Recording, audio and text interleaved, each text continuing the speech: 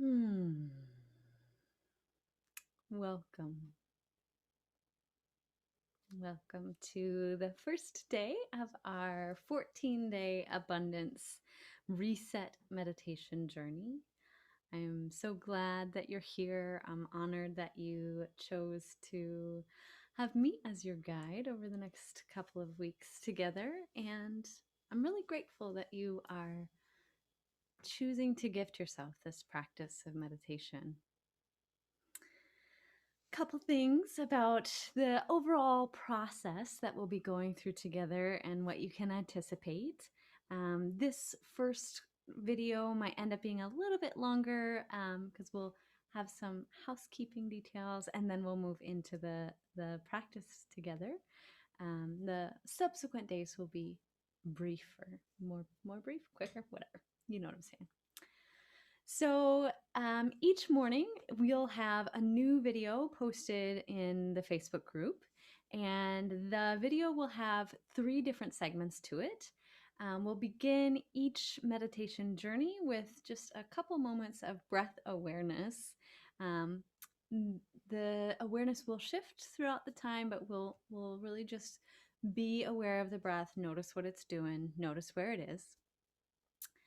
After that, we'll move into a japa mantra recitation. So that's going to be 108 repetitions of a particular mantra. I will tell you right now, that might sound like a lot, but it actually isn't. And you fall into a sort of cadence with it. So we'll talk a little bit more about mantra and why I chose mantra in a bit. But so that's the second part. The third part, the final piece, is going to be just a minute or two of somatic inquiry. So after we've taken the time to notice our breath, to come into our bodies, we've taken this time to clarify or clarify, strengthen, refine our inner kind of channels through mantra, through the chanting of the mantra, then that is a time when we can just rest in this presence and notice what our body has to share with us. So, since we're working specifically with this energy of abundance over these next couple of weeks together, um, we'll be really focusing our attention on these abundance themes in the body. Like, where is this felt? How is this felt? What does it look like? What does it feel like? And for those of you who get the emails, you also will have some additional journaling questions and some extra sweet little goodies thrown in just for you. If you do not yet get the emails and you would like to get them, you can. So that will be the general flow of every meditation, every day together over the next 2 weeks. My intention is that each video will be between 15 and 20 minutes, sometimes maybe a little bit shorter or a little bit longer, depending on the energy as it arises, but that's what you can kind of plan. I find that that's a really good time frame for anyone who's just starting out on the practice or anyone who is looking to get back into a regular meditation practice. So before we dive into the first practice together, our first practice together, just want to offer up why we might want to meditate. Perhaps you are brand new to meditation. Perhaps you've been meditating for years. Perhaps you're a meditation teacher. It doesn't really matter. At the end of the day, here's what I have found to be true after my own meditation practice for many years is a couple things. One, nobody's good at it. Like I hear so often when people are thinking about starting a meditation practice or just wanting to get started with it, they're like, "Oh, well, but I'm terrible at meditating. I actually can't meditate." Well, neither can the rest of us. We sit down and we do it. And I have found through mantra that that's the place where, for me, in the silence after mantra, that can be the moment where sometimes the thoughts stop. And just for a second, there's nothing. That's a really lovely thing. And that is not the goal of meditation, okay? There's no end game. There's no better or worse. There's no doing it wrong or right. Just sitting your ass on a chair or on the floor or on your pillow, whatever it is, sitting your butt down and breathing, chanting if that's what you're called to do, tuning into your body if that's what you're called to do. That is more than enough. So remember that. And one last thing before we go into the actual practice together is I mentioned earlier that we'll be chanting mantra. And the mantra that I've chosen for this round is a really beautiful Lakshmi mantra. Lakshmi is the goddess of auspiciousness, abundance, beauty. Her name also means a place of refuge, which I really find quite beautiful. So we can find refuge within her. We can find that place of refuge within ourselves, because at the end of the day, that's what these aspects of divinity are, right? Like they're reflecting these facets of existence and beauty within ourselves. So that's what we're doing. We are taking refuge in the practice of meditation, taking refuge in the presence of Shri. And the mantra is Om Gum Shrim Maha Lakshmiyei Swaha. Om Gum Shrim Maha Lakshmiyei Swaha. And I'll post that in the video show notes, whatever that is. I'll post that for you so you can read along. And it's not really super important that you know what you're saying. So I'll just like briefly give you an overview of what we're saying, and you can kind of like let it go in one ear and out the other if you want, or if you really like knowing this sort of stuff. Here it is. So Om is like starting out, an opening, clarifying, refining sound. This is the sound that all around the world, when yogis or yoginis begin their practice, they generally begin it with Om. This is the first sound that comes in any mantra.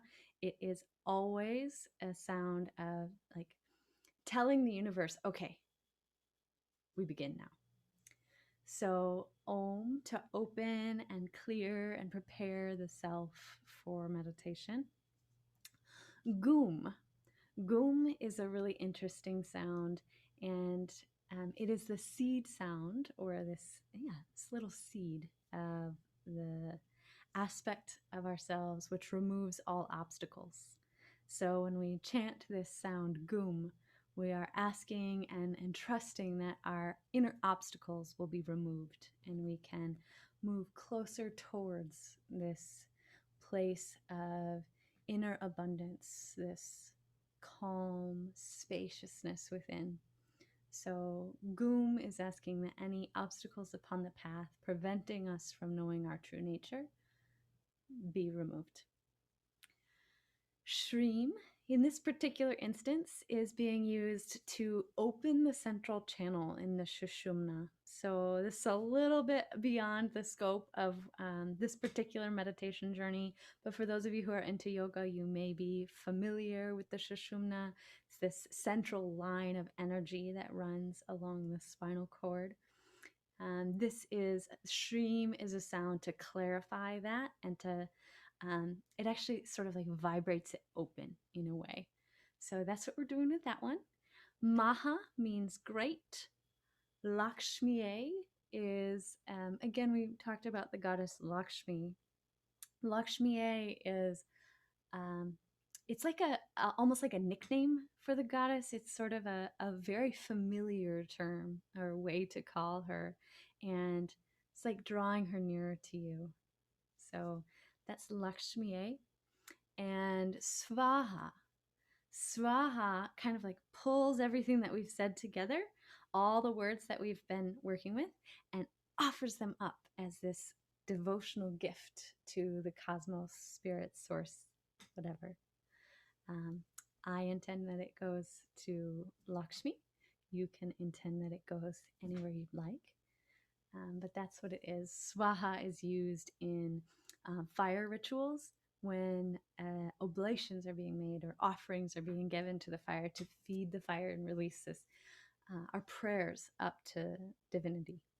So that's what we're doing with the Swaha. And that's everything. So Om Gum Shrim Maha Lakshmiyei Swaha. And you'll get the hang of it. So I'll keep count. Maybe in one of the other videos later on, I'll show you how to keep count yourself if you don't have a mala. If you do have a mala, I've got my mala right here. Beautiful. You can count along. It's not necessary, okay? It's not. You don't have to have one to be able to chant mantra. You don't have to have one to be able to meditate appropriately. There's really no have to other than sitting down and doing it. So that is my spiel for you today.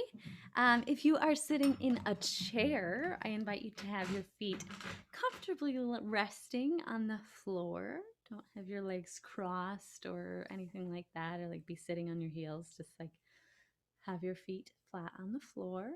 You might want to have something, maybe a pillow behind your low back or whatever feels good for you. Otherwise, if you're accustomed to and comfortable with sitting on the floor, that's also delightful.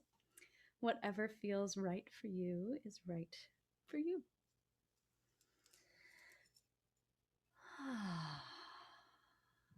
So, getting settled into your position for the next few minutes and maybe allowing the eyes to close if it is safe for you to do so. Becoming aware of the breath as it moves through this body.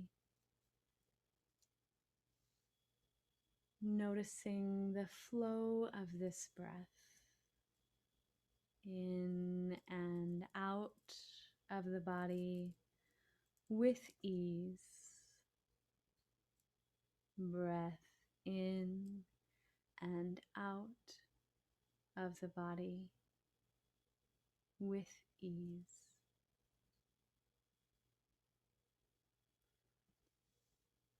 And if it feels like a good idea, you may like to place one hand on your heart and one hand on your low belly and simply observe the movement of your breath through your body, sensing the warmth of your hands upon your body, noticing the rise and fall of the belly and the chest.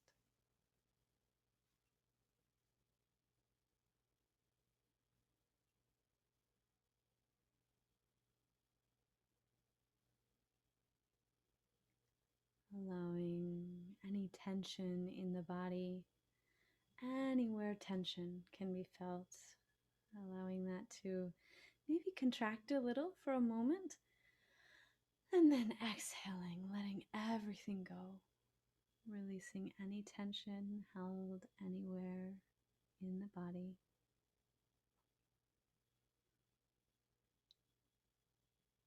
And if you'd like to keep your hands over your heart and your belly for the duration of the practice, you're welcome to do that. Otherwise, you can place your hands palms up on your lap or in any other way that feels delicious for you. And we'll begin the mantra now.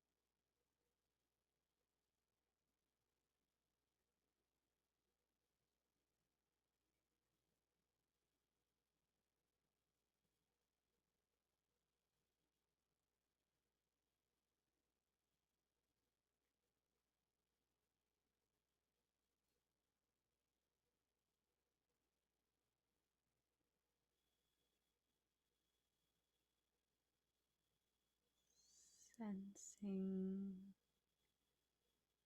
feeling the sound which you have created,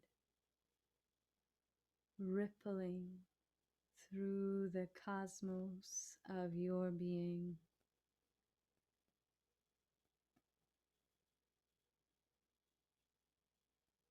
Are you in the sound, or is the sound in you? Are you the sound, or is the sound you?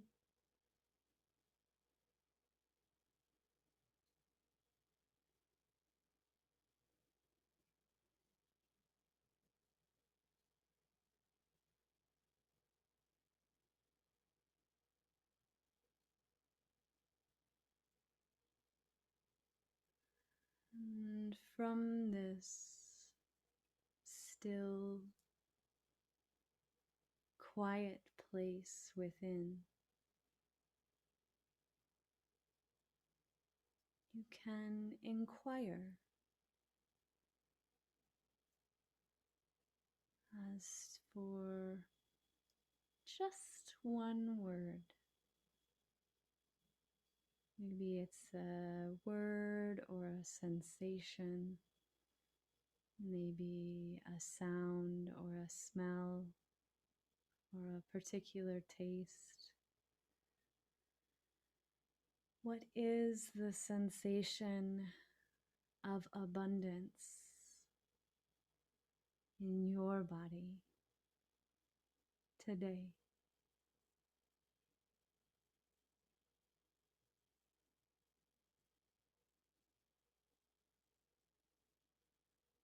Feeling into this abundance within your body and making note of whatever arises. We will call our practice complete for today. And if you feel inspired, please do share in the group what arose for you. And I encourage you to journal about this too. So this is a gift you're giving yourself, showing up in this way for yourself. Keep a little journal of your experience each day and notice how it changes. I'll see you tomorrow. Lots of love.